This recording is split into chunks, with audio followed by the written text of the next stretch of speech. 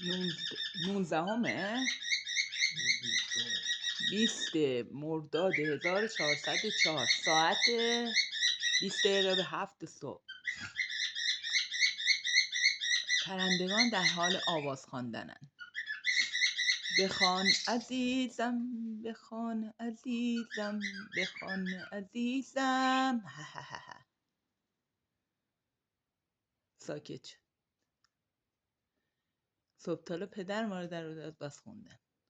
پیکو پیکو، طلا، نانا، دلربا، پیکی.